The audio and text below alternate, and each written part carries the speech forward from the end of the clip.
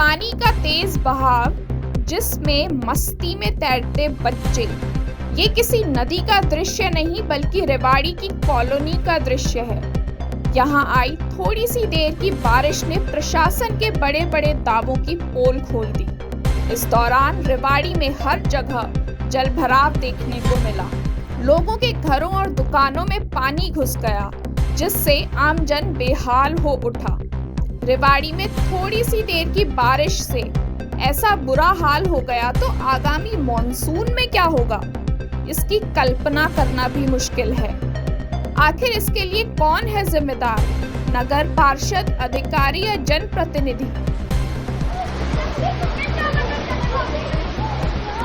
तो मानेगा भाई।